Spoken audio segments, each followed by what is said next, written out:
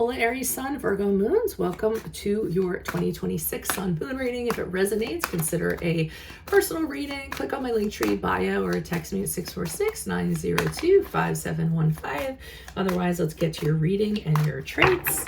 So, Aries Sun, Virgo Moons, a few things about you. You do not like making mistakes. You guys are 100% perfectionists, believe it or not. Shocker, right?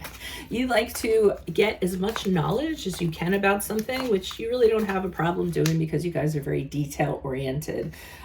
You aren't as outgoing as some other Aries are, because you have that Virgo kind of holding you back, that shyness, that caution. So when your Aries gets a little bit too confident and a little bit too outrageous, the Virgo's there to kind of reel you back in and be a little bit more careful. You're a super intelligent person. Like I said, you really like to analyze things. That is your strengths. Your merit is found through your work.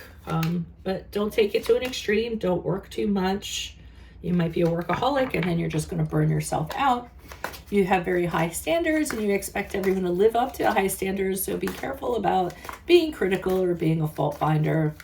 Also, don't get too indignant when people don't agree with your ideas. You can't always be right. Try not to take things out on those people that are closest to you, because at times you can get very stressed out, very agitated, very nervous, and sometimes people around you can catch the shrapnel for this stuff. So just things to keep in mind. Let's look at your 2026. We have the Queen of Pentacles in reverse, just what I was talking about for January, February, March. Why are you guys working so much?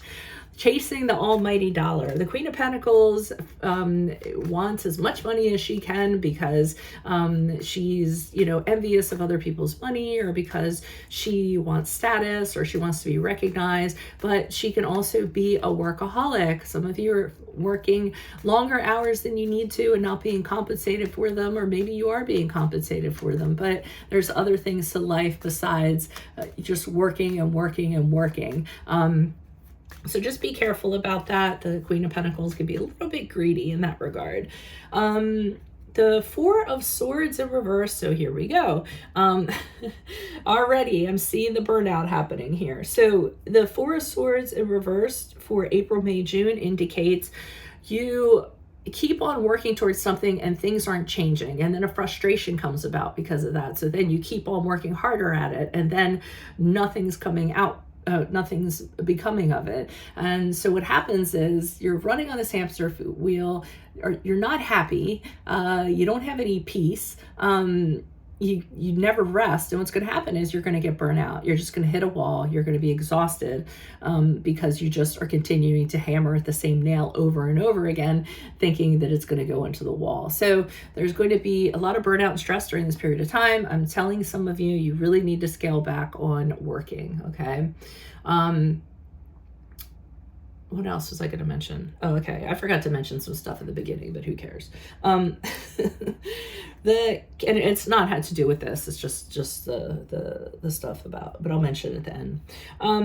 So we have the King of Cups here in reverse. So here during this period of time, July, August, and September, this is where you get really moody because of all of this, because you're tired, because you've been working, because you haven't been getting acknowledged for your work maybe.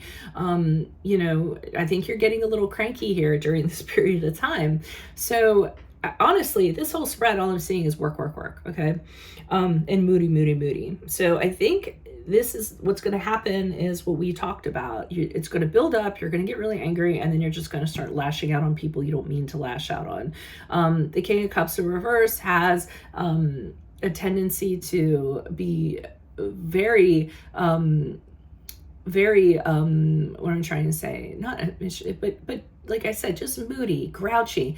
Be careful. Some of you might think a way to cope with it is going to be drinking. We don't want to do that. The King of Cups in reverse is known to be a problem drinker and alcoholic. So that is not a good way to cope with things. So we want to be careful during that period of time. That is not a good way to deal with stress. What is a good way to deal with stress is to find some energetic workout that you can kind of do, because you guys tend to have that energy, and that's a good way to kind of release that stuff and that negative energy. Now, Luckily, in October, November, December, I see you learned all your lessons of the year, and now you're like, I'm going to work smarter, not harder.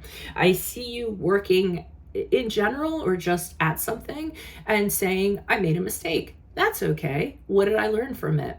Let me pick up this other plate and let me apply what I learned to this other plate. And I see just this progression of you doing this in a very calm state. You're still working hard, but like I said, you're working smarter. You're not working harder. And I feel as though this is actually getting you where you need to go. Being very diligent, being patient, being very passionate about what you're doing. You still have high standards, but you're thinking of different ways to kind of get there without just saying it has to be this way. So I do think you're going to learn from your year for sure. So that's what I have for you, Aries, Sun, Virgo, Moons. If it does resonate, consider a personal reading. Make sure you view the extended reading in my Vimeo channel, where I'll be pulling clarifiers on all of these, in addition to a card of advice in the center, and then put in your own 2026 Sun, Moon readings.